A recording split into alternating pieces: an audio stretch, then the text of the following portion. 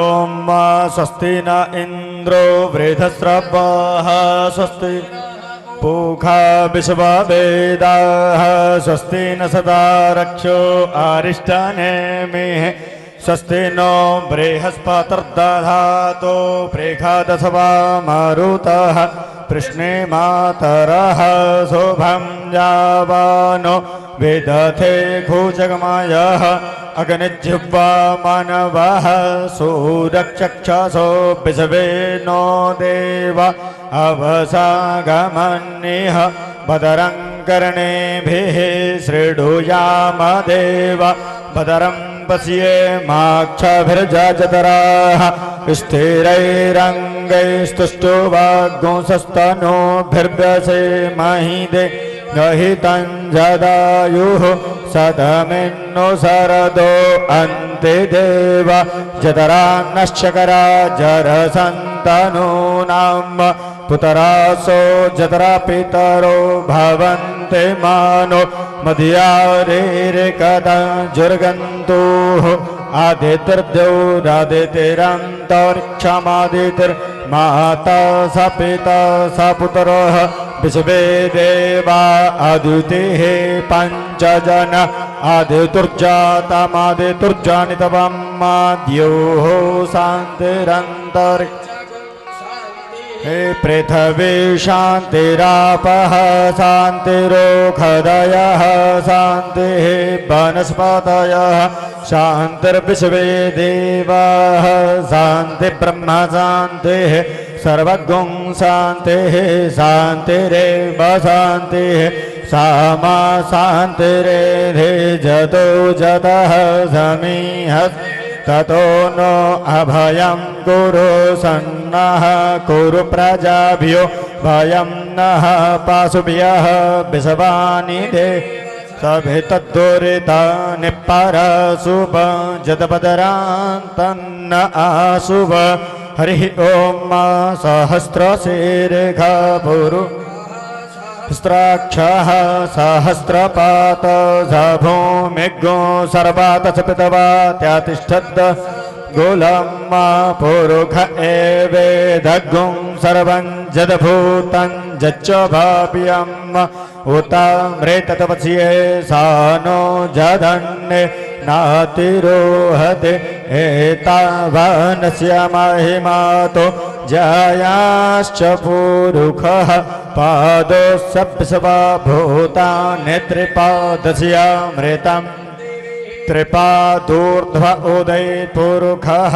पादोसेह भवत् पुनः ततो विगवं व्यकरा मतसा सन न सन अभे ततो विराजयत विराजो आदिपुरुषः सजातो अध्यार्ज्यत पश्चात् भूमिमथो पुरः तस्माद्धन्य सर्वभूतः सम्भृतं बृहदाज्यं पशुस्ताश्चकरे वायव्य नारण्या राम्याश्च जय तस्माद्धन्य सर्वभूतरिचः सामाने जदनीरे छन्दा गुंसि जदनीरे तस्माद्यजुत्तस्माद्यजायत तस्माद्दशवा अजायन्त जेके चोभया दतः गावो हजदनीरे तस्माज्जात अजावयः तञ्जज्यं वराहिकी प्रौक्षन् पुरुषं जातमग्रतः तेन देव अयजन्त साध्य ऋखयश्च जत्पुरुषं व्यददुः कतिधा व्यगरपायान् मुखं किमस्यासेत् किं बाहु किमोरो पादा उच्येते इवडन्निघाड मुम्म इघाड सर्वलो कम्म इघाड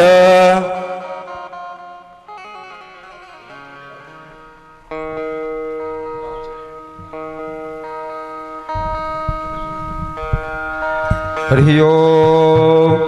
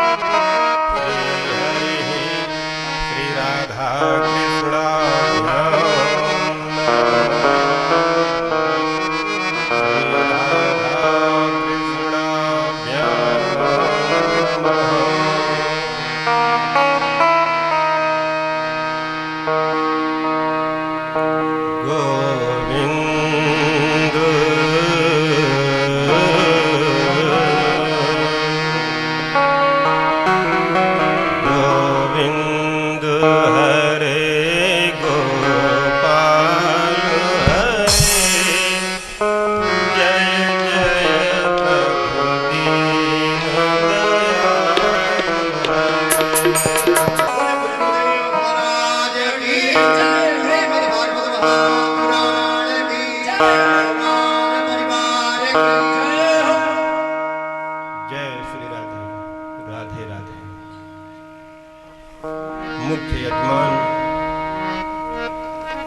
श्री गणेश बहादुर सिंह धर्मपत्नी श्रीमती प्रेमा सिंह के साथ कथा मंडप में अपने परिजनों के साथ विराजित हैं।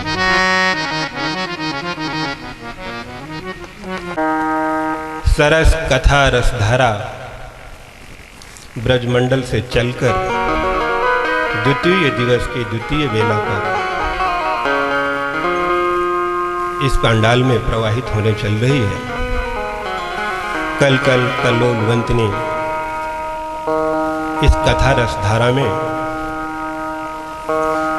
अवगाहित होने या रसास्वादन करने का सौभाग्य प्राप्त हुआ है हम सभी लोगों को, क्योंकि श्रीमद् भागवत महापुराण पुराण सम्राट जिसके चलने पर 12 पुराण चामर डुलाते हैं, स्कंद पुराण जल डालता है और पद्म पुराण फूलों की वर्षा करता है,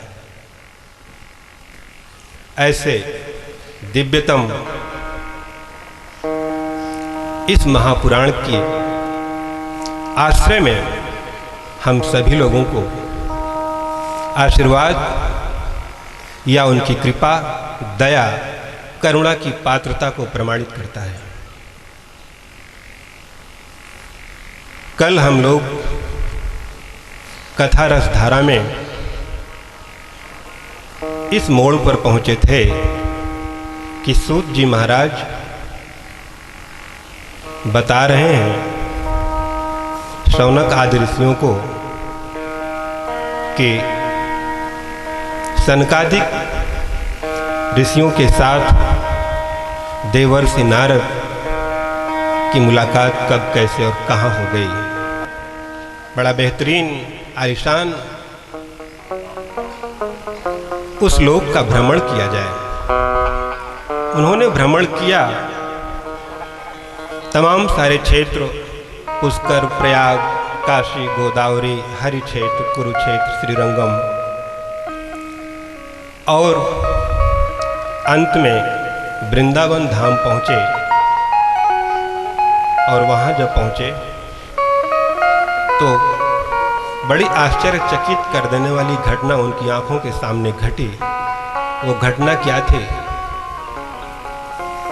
वृद्धौ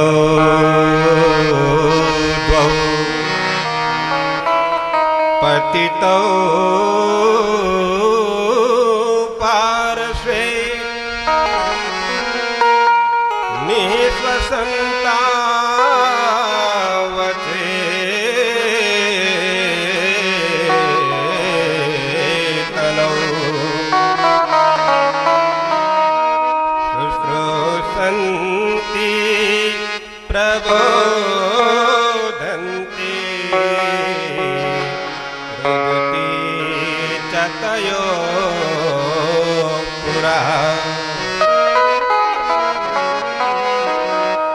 वीणा पाणी देवर्षि नारद देखते हैं कि एक तरुणी, एक युवती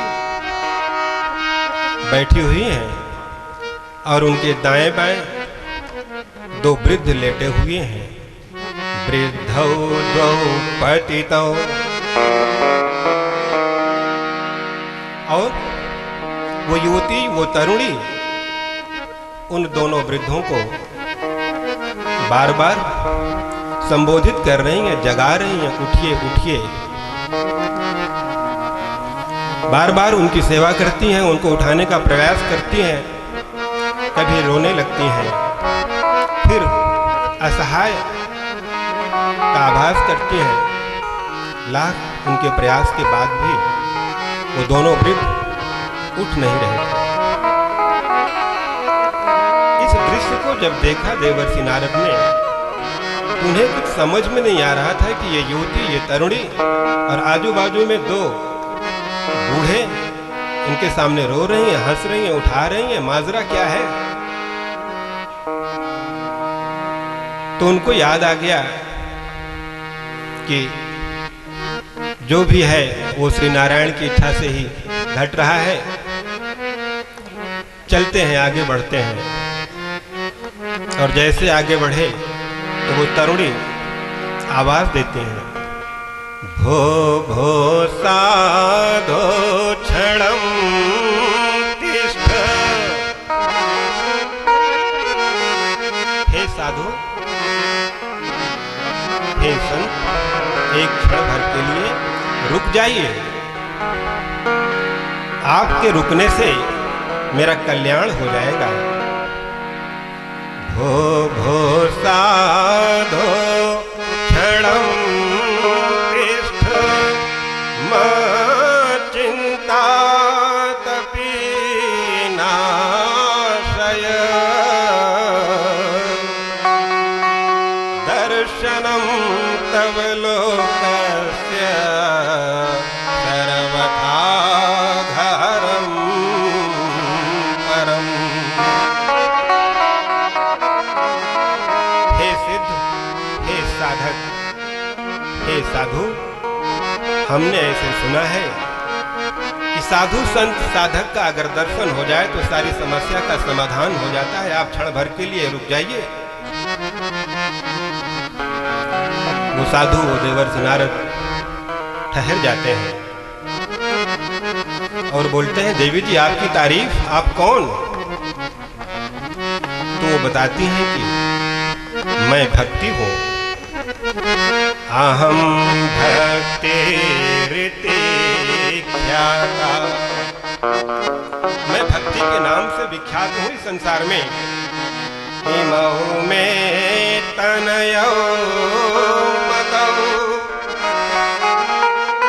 ये जो हमारे आजू बाजू में अगल बगल में जो लेटे हुए हैं, ये हमारे पुत्र हैं। देवर्षि नारद के कान खड़े हो गए कि माता जी इतनी तरुणी और बेटवा इतना बुढ़वा, ही बात का है।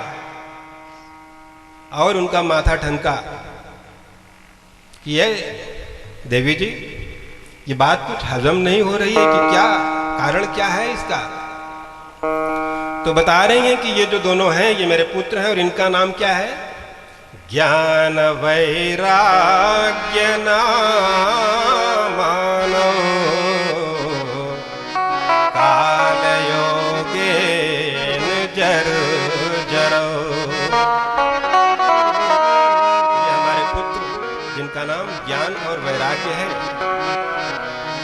काल के समय के मारे हुए हैं और ये इस तरीके से बूढ़े हो गए। काल ने मारा है, समय ने मारा है।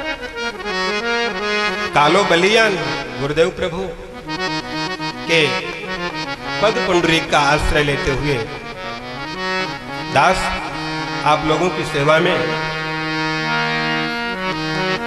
बताने का प्रयास कर रहा है। काल योगे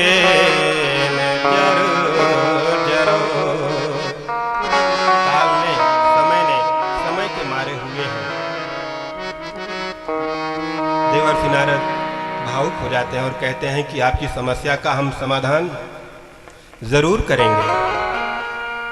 प्रयास करते हैं बार बार, लेकिन वो जो उनके पुत्र हैं उनमें कोई परिवर्तन नहीं होता, जैसे के तैसे पड़े रहते हैं। उनके कान में अपने मुख को सटा करके जोर जोर से बोलते हैं, मुखम संजोग कंडान्ते शब्दमुच्चैः समोच्चरण ज्ञान प्रबोध्यतां शीघ्रं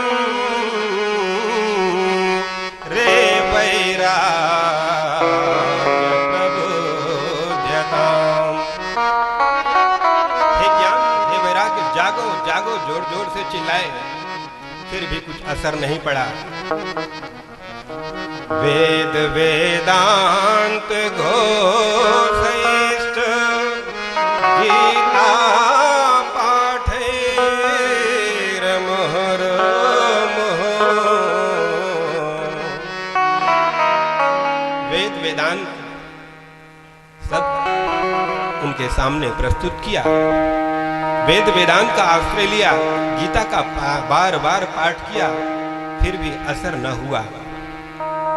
और उधर देवी जी को वचन दे चुके हैं कि आपकी समस्या का समाधान करूंगा।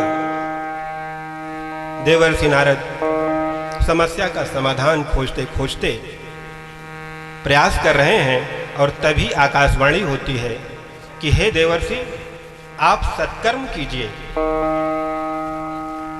सत्कर्म क्या है, कैसे है, कौन सा कर्म सत्कर्म है, इसी बात को जानने के लिए उत्तर दिशा की ओर देवर्षि नारद गमन कर जाते हैं, समस्या का समाधान ढूंढते ढूंढते। और बद्री विशालनाथ के पास आश्रम में सनकादिक ऋषि सनक सनंदन सनातन सनत कुमार उनको देखते हैं। कहते हैं कि आप देवर्षि मेरे भाई क्यों परेशान हो, आप तो गृहस्थ आश्रम से कोई लेना देना नहीं रखते हैं, आप तो अकेले वैरागी वीणा पाणी, तो आपको किस बात की चिंता हो गई है, कहाँ आ रहे हैं और कहाँ जा रहे हैं, बहुत अस्त व्यस्त दिख रहे हैं। ऐसा दिख रहा है आपको देख करके, ऐसे लग रहा है जैसे किसी धनवान का सारा धन गायब हो गया हो और वो तड़प रहा हो अपने धन के लिए, आप ऐसे ही लग रहे हैं। देवर्षि नारद ने सारी बात बताई। सनकादिक ऋषियों ने कहा कि सत्कर्म कुछ नया नहीं है, पहले से ही सत्कर्म उपलब्ध है। सत्कर्म क्या है?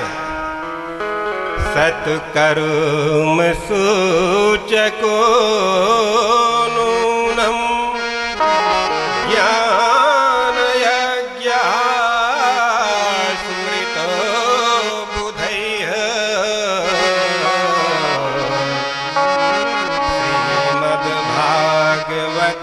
श्रीमद्भागवतालापः सतुगीता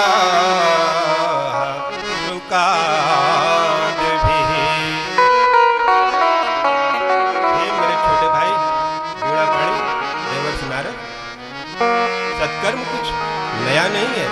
श्रीमद् भागवत महापुराण का वाचन कीजिए, पठन कीजिए या श्रवण कीजिए, यही जो आप कर्म करेंगे यही सत्कर्म होगा, जिसको सुखदेव जी महाराज ने गाया है। देवर्षि नारद ने कहा, अब हम ये व्यवस्था कब कैसे और कहाँ करें, हमारे पास तो कुछ है नहीं।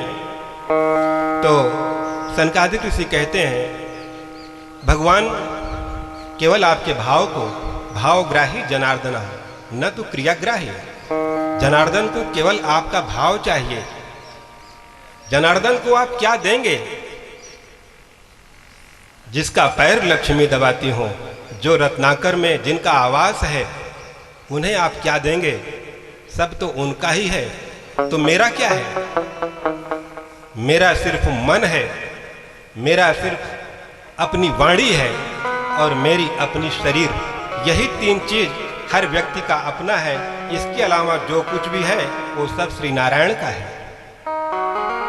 तो आप मन से उस माखन चोर को, उस मन चोर को, उस बांके बिहारी को, उस लीलाधारी को, लीला पुरुषोत्तम को, यशोदानंदन को, ब्रजेंद्र नंदन को, अनंत कोटि कंदर्प दर्प दमन पटियान, उस प्रभु को आप अपना मन दे दें।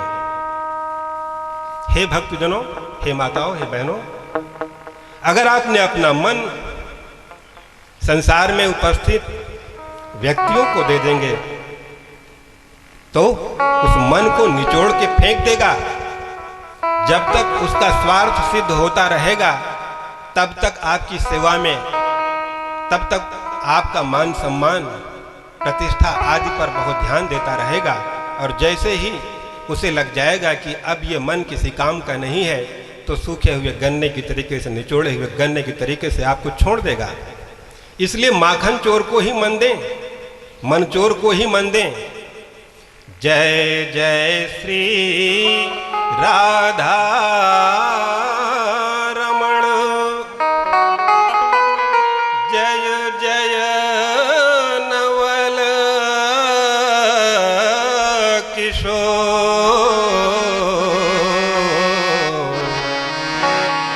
जय गोपी चित चोर महाप्रभु, जय जय माखन चोर। को चुराया है, जिसने गोपी के चित्त को चुराया है, जिसने माखन चुराया है, उसको मन दीजिए। ऐसे श्री नारायण के चरण कमल में अपने मन को रख करके, अपने भाव को रख करके देवर्षि नारद सनकादिक ऋषियों से संवाद करते हैं और ये निश्चित करते हैं कि गंगा द्वार समीपे तु तटमानंद नामकम तटमानंद नामकम। गंगा के किनारे आनंद नाम का एक मठ है, एक किनारा है, सुंदर बालू बिछी हुई है। हे देवर्षि, वहीं पर बैठक लगा ली जाएगी, वहीं पर व्यासपीठ का निर्माण किया जाए। आप श्रोता बन जाइए, हम चारों में से कोई एक न एक वक्ता बनेगा, बाकी 3 भी श्रोता बन जाएंगे और धूम से श्रीमद् भागवत महापुराण ज्ञान यज्ञ सरस रसधारा का प्रयोजन किया जाए। देवर्षि नारद मान जाते हैं और श्रीमद् भागवत महापुराण कथा यज्ञ वहां पर संपन्न होती है। उस प्रायोजन में जैसे ही महात्मा सनकादिक ऋषि कहते हैं, वृंदावन से चल करके भक्ति महारानी वो आनंद मठ पहुंच आती हैं। दोनों जो पुत्र हैं ज्ञान और वैराग्य, वो युवक हो जाते हैं, तरुण हो जाते हैं, उनके अंदर बल आ जाता है और वहां पहुंच करके भक्ति सुतौ तौ तरुणौ गृहीत्वा प्रेमैक रूपा सहसा विरासी। वहां पहुंच जाती है, बहुत प्रसन्न होती है। माता को अपने पुत्र की प्रसन्नता में अतिशय प्रसन्नता प्राप्त होती है। देवर्षि नारद का अभिनंदन करती हैं, देवर्षि नारद को प्रणाम करती हैं, उनको शुक्रिया पेश करती हैं, उनको धन्यवाद देती हैं। देवर्षि नारद, भक्ति महारानी, ज्ञान वैराग, सनकादिक ऋषि सभी श्री गोविंद की सेवा में लगे हैं और सब मदमस्त होकर के क्या कह रहे हैं? रमण बिहारी हो बांके बिहारी हो, हम आए शरण तिहारी। रमण बिहारी हो आए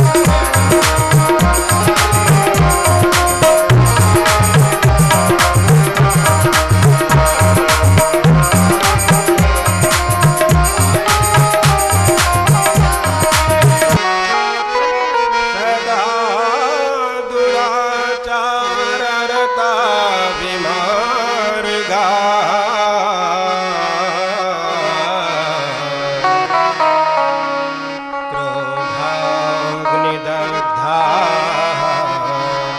कुटिलश्चकामिनः।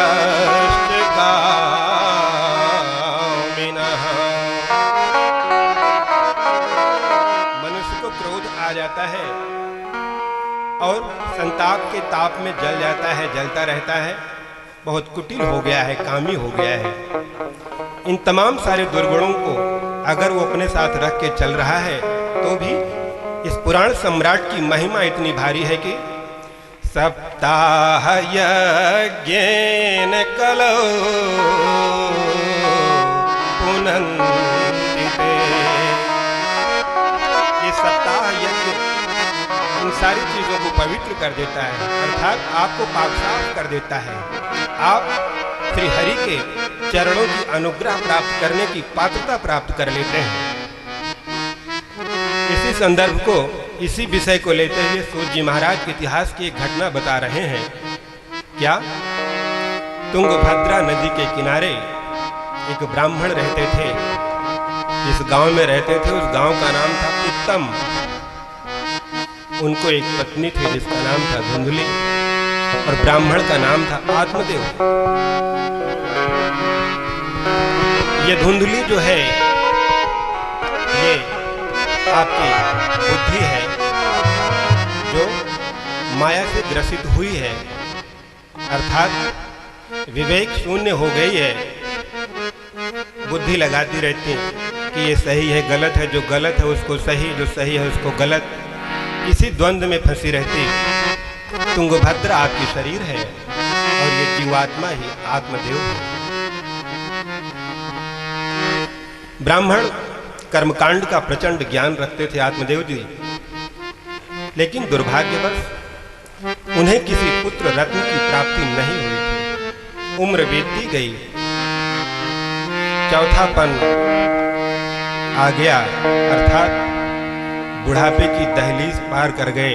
बुढ़ापे की दहलीज पार करके अब ये हो रहा था कि कभी भी बुलावा आ सकता है, आएगा जबरे बुलावा हरि का, छोड़ के सब कुछ जाना पड़ेगा।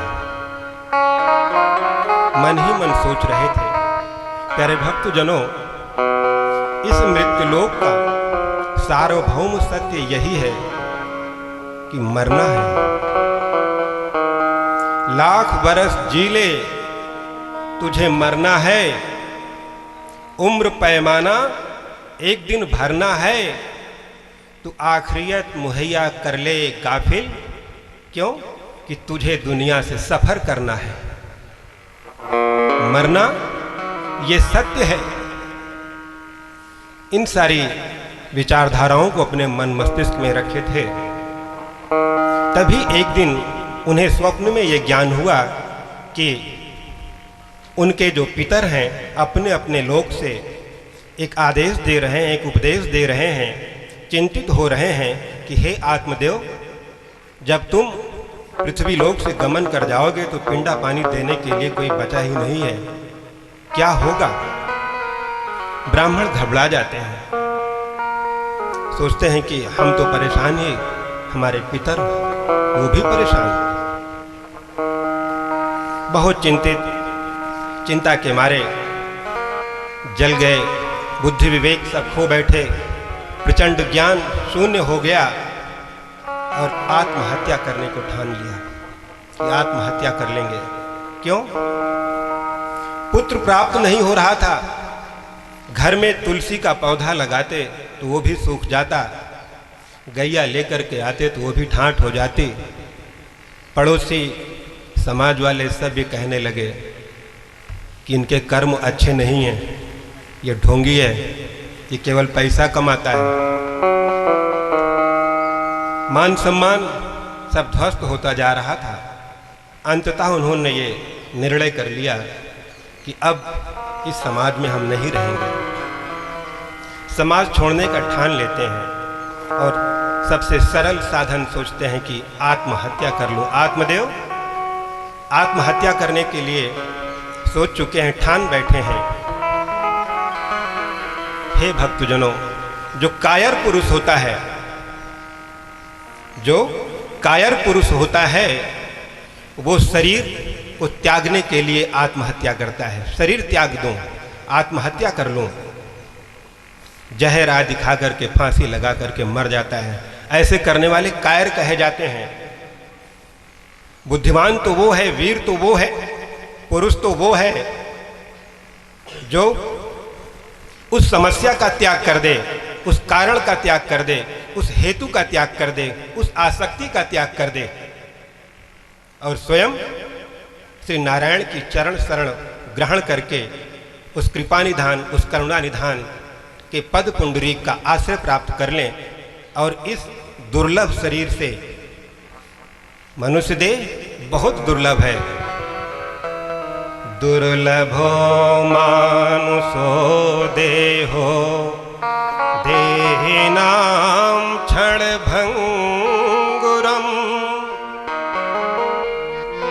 अरे इस शरीर को तो जितना आप सुख देंगे उससे 2 कदम आगे के सुख की अपेक्षा रखती है और उसके लिए ही तत्पर रहती है। कभी इसमें संतृप्तता नहीं आती, कभी तृप्त नहीं हो पाती है। आत्मदेव जी घबरा गए हैं और आत्महत्या करने के लिए गांव छोड़ करके, समाज छोड़ करके दूर चले गए। चलते चलते प्यास लग गई और एक तालाब, एक सरोवर के किनारे पहुंचते हैं, जल ग्रहण करते हैं। पीछे मुड़ के देखते हैं तो एक सन्यासी दर्शन देता है, एक साधु दर्शन देता है। सन्यासी ने कहा, संत ने कहा, क्या बात है ब्राह्मण, पंडित जी क्यों इतना परेशान? बोले क्या बताऊं, बताऊंगा तो बताते बताते हमारी वाणी अवरुद्ध हो जाएगी। हम इतना गहरे सदमे में चल रहे हैं कि बताने की स्थिति में नहीं हूं। बोले फिर भी बताओ, ऐसी कौन सी भयंकर समस्या तुम्हारे सामने आ गई? तो बता रहे हैं कि हे सन्यासी, हमें कोई पुत्र नहीं है, हमें संतति प्राप्त नहीं हुई है और इस कारण से मैं और मेरा परिवार दुख से ग्रसित है, समाज से उपेक्षित हो रहा है, परिवार से उपेक्षित हो रहा है, पड़ोसियों से उपेक्षित हो रहा है। तब हमने ये सोच लिया है कि अब हम मृत्यु प्राप्त करें, आत्महत्या करें। सन्यासी कह बैठते हैं, क्या सोच रहे हो, आपका ज्ञान कहां गया? अरे महाराज दशरथ को 4 पुत्र थे और तड़प तड़प के जमीन पर रेंग रेंग के मर गए। गीधराज जटायु पक्षी योनि में भी गीध बन के आया था, जो मांस का लुथड़ा खाता है, उसे भी मरने का मौका श्री राम, रघुवीर, रघुनाथ की गोद में मिला। अज्ञानियों जैसे बात कैसे कर रहे हो हे ज्ञानी पंडित? लेकिन आत्मदेव समझने को तैयार नहीं और कहते हैं, धिग जीवितम प्रजाहीनम धिगृहं च प्रजा बिना धिग्जनम धिग्धनम चानपत्यस्य धिक्कुलं संततिं बिना। धिक्कार है उस घर के आंगन को जिसमें बालक की किलकारियां न किलकें। धिक्कार है उस धन को जिस धन का कोई मालिक न हो। धिक्कार है उस परिवार को जिसमें कोई संतति न हो। जब ये रहेंगे तभी सुख की अनुभूति होगी। हमने इतना कमाया है, हमने इतना ऐश्वर्य, इतनी शान, सब कुछ बनाया है, कौन होगा इसका वारिस? सब बेकार है। सन्यासी कह बैठते हैं, महाराज पंडित जी थोड़ा गौर कीजिए, ध्यान से सुनिए, हम जो आपको बता रहे हैं, आपके ज्ञान पर जो अज्ञान का पर्दा पड़ गया है उस पर्दे को हटाइए। ये संसार असार युक्त है, इसमें सार कुछ नहीं है। सार सर्वस्व तो केवल श्री नारायण के पद पुंडरीक हैं। असारः खलु संसारो दुःख रूपी विमोहकः पुत्रतः कस्य धनं कस्य स्नेहवान् ज्वलते निशम्। अरे हे ब्राह्मण, इस संसार में केवल दुख ही दुख है, माया मोह का जाल है, सच्चाई कुछ नहीं है। कौन किसका पुत्र और कौन किसका धन। जिसने पुत्र से अत्यधिक प्रेम किया, आवश्यकता से अधिक प्रेम किया, जिसने धन से अतिशय प्रेम किया, वो केवल उसके प्रति तड़पते रहे, जलते रहे, तड़प की आग में जलते रहे। न चेन्द्रस्य सुखम किंचिन न सुखम चक्रवर्तिनः सुखमस्ति विरक्तस्य मुनेरेकांत जीविना। जो विरक्त है, विगत रागा, जो वैरागी हैं, जो वैराग्य को धारण किए हैं, वैराग्य का अर्थ यह है कि आप जबरदस्ती जानबूझ के बुद्धि विवेक लगा करके आपने उसको छोड़ा नहीं। अगर बुद्धि विवेक लगा करके आप किसी चीज को छोड़ते हैं तो उसे त्याग कहा जाता है। और वैराग ये श्री नारायण की कृपा से प्राप्त होता है कि वो आपके सामने रहे लेकिन उसके प्रति आपको आसक्ति न हो। ऐसी स्थिति को बता रहे हैं कि इंद्र भी खुशहाल नहीं है, चक्रवर्ती सम्राट भी खुशहाल नहीं है। अगर कोई खुश है, अगर कोई सुखी है, अगर कोई सुख का अनुभव कर रहा है तो जो वैरागी है, जो विरक्त है। क्योंकि सुख और दुख ये द्वंद्व है। दुख है तो सुख है और सुख है तो दुख है। This is the comparative statement.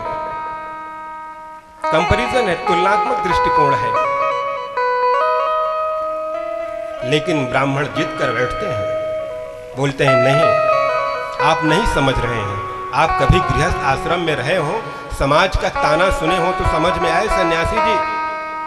सन्यासी थोड़ा सा अपने मूड को और टाइट किए और बोले, श्रृण विप्र, हे ब्राह्मण सुन, श्रृण विप्र मया तेज्य प्रारब्धम तु विलोकितम सप्त जन्मावधि तव पुत्रो। ज्ञानवान ब्राह्मण ज्ञानी हो गया है, विषय समझा नहीं सकते हैं, बलिष्ठा कर्मणा गति, अभी और कुछ भोगना बाकी है शायद इनको। तो अपनी झोली से एक फल निकाल करके दे देते हैं सन्यासी जी उस ब्राह्मण को और कहते हैं ले जा करके अपनी पत्नी श्री को खिला दीजिएगा, पुत्र रत्न की प्राप्ति होगी।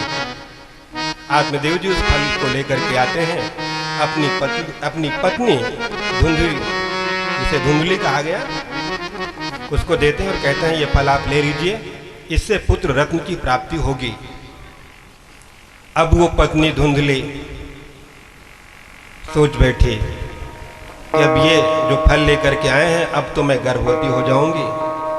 गर्भवती होने के बाद जो पीड़ा, जो कष्ट, शरीर का ताना बाना ढांचा जो बिगड़ेगा, हमारा रूप सौंदर्य, लावण्य, माधुर्य, ये सब तो हमारा बिगड़ जाएगा। मेरे ख्याल से तो बंध्याव विधवा नारी सुखिना चेति में मति।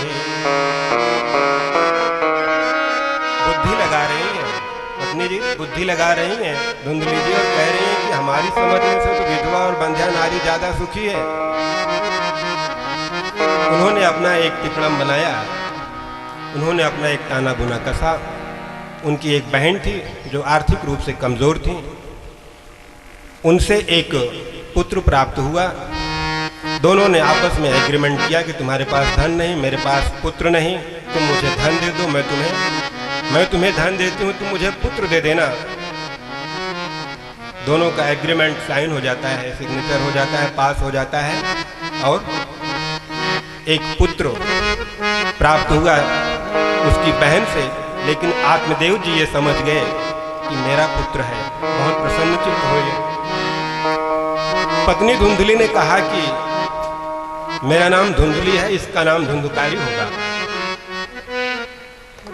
धुंधकारी नाम रख दिया और वो जो फल सन्यासी ने दिया था उस फल को एक गाय को खिला दिया।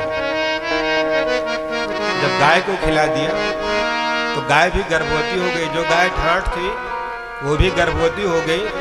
और त्रिमासे निर्गते चाथो सधेनु सुवेरुभकम् सर्वांग सुंदर दिव्यम निर्मलम कनक प्रभम।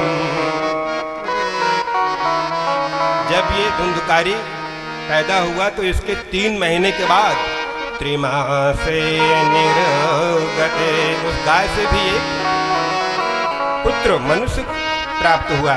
मनुष्य योनि को लेकर के गाय से प्राप्त हुआ, जो सर्वांग सुंदर था। उसकी आभा प्रभा कनक के जैसे चमक रही थी। उसके सभी अंग बड़े अच्छे थे, कान बहुत बड़े बड़े थे, इसीलिए उनका नाम गोकर्ण रखा। गोकर्ण और धुंधकारी समय के अनुसार दोनों बड़े हो गए। और जब बड़े हो गए तो जैसे जिसकी उत्पत्ति, जैसे जिसका संस्कार, वैसे उसका क्रियाकलाप। गोकर्ण पंडितो ज्ञानी धुंधकारी महाखलः। धुंधकारी खलनायक हो गया और गोकर्ण जी महान पंडित बन गए। गोकर्ण जी का मन घर में लगता नहीं था, सदा सर्वदा श्री नारायण के चरणों की अनुग्रह में, आश्रय में रहने का प्रयास करते। धर्म क्षेत्र में ज्यादा से ज्यादा अपना समय बिताते, अर्थात वो घर में बहुत कम रहते थे। घर में धुंधली, धुंधकारी और आत्मदेव रहते। जब धुंधकारी बड़ा हो गया तो उसके सारे क्रियाकलाप सब अधर्मगत हो गए, दुराचारी हो गया, पापाचार करने लगा वो। और ये इतना बढ़ गया उसका क्रियाकलाप कि घर में जो कुछ भी कमाया धमाया गया था आत्मदेव ब्राह्मण जी के द्वारा सब बेच बिकिन करके एकदम भिखारी की जैसी स्थिति बना ली थी। और इस घटना को जो घटी उनके परिवार में, आत्मदेव जी बार बार सन्यासी का स्मरण कर रहे हैं कि फालतू में फंस गया। सन्यासी बड़ी अच्छी राय दे रहे थे। एक दिन वो इतने प्रताड़ित हो गए इस बात को लेकर के कि वो जब धन मांगा और धन नहीं था तो आत्मदेव जी के ऊपर उसने पाद प्रहार कर दिया। धुंधकारी ने पैर से मारा आत्मदेव के ऊपर। आत्मदेव चीखने लगे, रोने लगे। जिसको ये सोच के पैदा किया था कि बुढ़ापे में मेरा सहारा बनेगा, मेरी लकड़ी बनेगा, अपना हाथ देगा मेरे हाथ में और मुझे पकड़ करके सहारा दे करके मेरे जीवन को एक सही स्थान पर पार करके ले चलेगा, वो हाथ तो नहीं दिया लेकिन पाद प्रहार कर दिया। बहुत चिंतित हो गए, दुखी हो गए और घर से जाने के लिए तैयार हो गए। उसी समय गोकर्ण जी का आगमन हो जाता है धर्म क्षेत्र से और बोलते हैं, कहाँ जा रहे हैं? बताया कि अब ये घर ब्राह्मण का घर नहीं है। जिसे ब्राह्मण पुत्र धुंधकारी के नाम से जाना जा रहा है, ये मदिरापान करता है, वेश्यागमन करता है, सुवर्ण की चोरी करता है, अंधे लूले लंगड़ों को परेशान करता है, कुएं में डाल देता है। ऐसा कोई कुकर्म, ऐसा कोई पापाचार, ऐसा कोई दुराचार नहीं है जो इसके द्वारा न किया जाता हो। अब इस घर में रहने के लायक नहीं है। भगवान कहीं और नहीं है। हरि व्यापक सर्वत्र समाना प्रेम ते प्रगट होई मैं जाना। कस्तूरी कुंडल बसे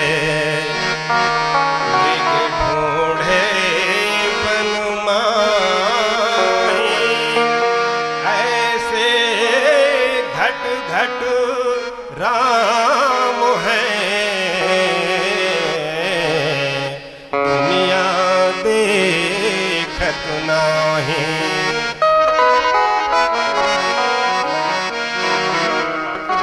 अंदर ही वो श्री नारायण है। प्रविष्टा करुण रंध्रेण स्वनाम भाव सरोरुहम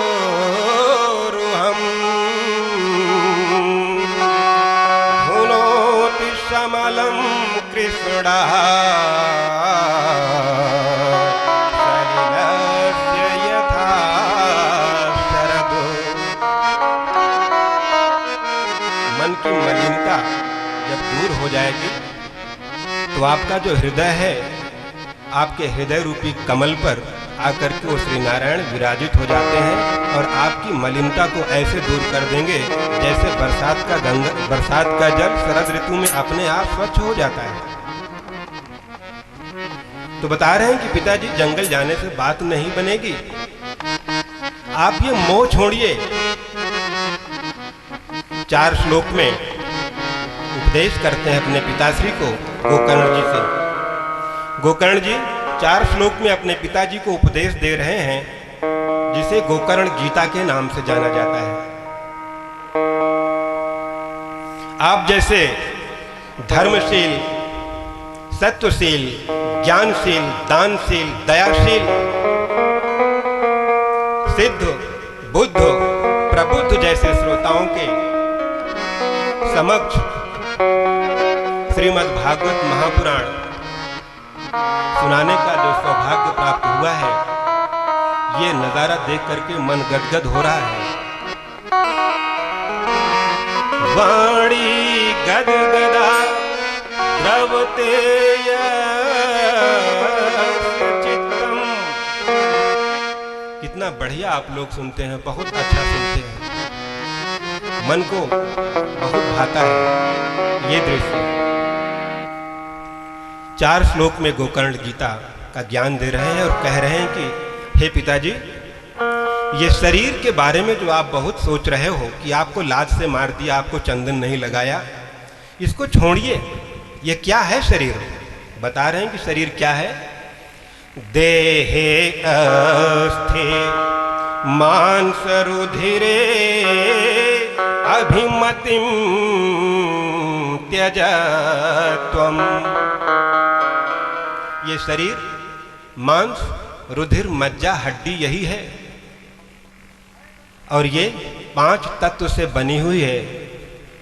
क्षितिजल पावक गगन समीरा। क्षितिजल पावक गगन समीरा।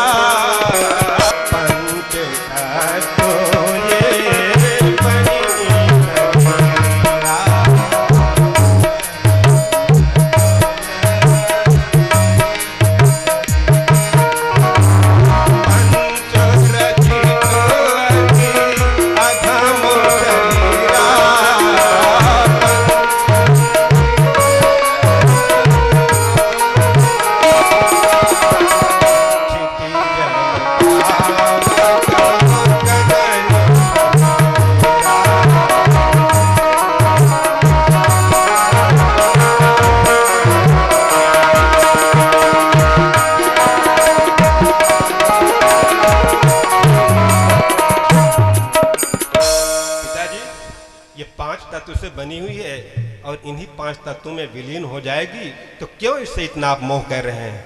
और ये संसार समाज आपको क्या कहेगा? आप ये कह रहे थे, तो ये समाज, ये संसार क्या है? पश्यानिशम जगदिदम क्षण भंग निष्ठम वैराग्य राग रसिको भव भक्ति निष्ठा। अरे ये संसार क्षणभंगुर है, कभी भी टूट जाएगा, कभी भी नष्ट हो जाएगा। श्री नारायण अपनी पलक झपा लेंगे और प्रलय आ जाएगी, सब संहार हो जाएगा, कुछ बचेगा नहीं। और बचेगा क्या? अहमे वास में वाग्रे नान्यद यत सद सत परम पश्चातहम यदे तच्च सो वसिष्येत सो अस्मि अहम। श्री नारायण का वचन है। श्री नारायण कह रहे हैं कि मैं था, मैं हूं और मैं ही रहूंगा। नीटशे ने कहा God, generator, operator and destroyer. जो बचेगा वही जनरेट करेगा, जो बचेगा, जब प्रलय आ जाएगी तो जो बचा रहेगा वही जनरेट करेगा और वही आपका पालन पोषण करेगा, और उसकी जब इच्छा हो जाएगी तो फिर आपका संहार कर देगा। तो पिताजी किस संसार की बात कर रहे हो कि लात से मार दिया या माथे पे चंदन लगा दिया? छोड़ दीजिए, ये किसी काम की चीज नहीं है। और काम की चीज सिर्फ ये है क्या? धर्मं भजस्व सततम त्यज लोक धर्मान सेवस्य साधु पुरुषान जहि काम तृष्णान। काम की जो तृष्णा है, मैं ये कर लूं, मैं वो कर दूं, मैं ये कर लूं, मैं ये महल बना दूं, मैं इतनी जायदाद बना दूं कि लोग मेरा नाम लेते रहेंगे। लेकिन हे भक्तजनों, आप सबको अपना स्वयं ये अनुभव होगा कि आप लोग इतनी मेहनत से, इतने परिश्रम से, कड़ी मेहनत, खून पसीना लगा करके जब कोई कृत्य लोगों के सामने एक लक्ष्य बन करके उभर करके आता है, चाहे आपने आलीशान मकान बनवा लिया हो या BMW कार खरीद लिए हुए या मर्सिडीज खरीद लिए, जब आपकी मर्सिडीज, BMW, जगुआर गाड़ी देखे, आपका आलीशान मकान देखे, तो जिसको दिखाने के लिए आप जल भून करके परेशान हो गए, वो जो देखता है तो बोलता है कि पता नहीं कहां से लूट के लेके आवत है, मार बनाए पड़ा है। द्वितीय तापः संतापः, ये संताप जला देता है। जिसको हम खुश करने के लिए इतना प्रयास करते हैं, वो हमारे ऐश्वर्य को देख करके जल भून करके खाक हो जाता है। और हे पिताजी, गोकर्ण जी बता रहे हैं अपने पिताश्री को क्या? अन्यस्य दोष गुण चिंतन माशु मुक्त्वा सेवा कथा रसमहो नितराम पिबत्वम। हे पिताजी, न किसी का गुण देखिए, न किसी का दोष देखिए। अगर आप गुण देखेंगे, किसी का गुण देखेंगे तो आपको उसके प्रति आसक्ति होगी, और दोष देखेंगे तो नफरत होगी। तो इसलिए न गुण देखें और न दोष देखें, और फिर क्या करें? सेवा कथा रसमहो नितराम पिबत्वम नितराम पिबत्वम। पिबन्ति ये भगवतात्मनः कथामृतं श्रवणपुटेषु संभृतम्। श्रवणपुटेषु संभृतम् पुनन्ति ते विषय विदूषित आशयम् ब्रजन्ति तच्चरण सरोरुह अन्तिकम्। आप कथामृत पिएं। पिबन्ति ये भगवतात्मनः सताम कथामृतम श्रवणपुटेषु। कान को दोना बना करके, अपने कान को दोना बना लें और दोनों में से ले करके गटागट पीते रहें कान के द्वारा, और इससे जो आपका बुद्धि विवेक विषय विदूषित जो आशा है वो नष्ट हो जाएगा। ब्रजन्ति तच्चरण सरोरुह अन्तिकम। श्री नारायण के चरण शरण ग्रहण करने में आपको आसानी होगी, आप प्राप्त कर लेंगे अगर आप ऐसा करेंगे। जब ये ज्ञान दिए गोकर्ण जी अपने पिताश्री को, तो आत्मदेव जी बहुत प्रसन्न हुए। उसके उपरांत उन्होंने श्रीमद् भागवत का स्वाध्याय किया, पठन पाठन किया और बड़ी मस्ती में रहने लगे। क्या हमेशा रटते रहते थे? ठाकुर हमरे रमण बिहार।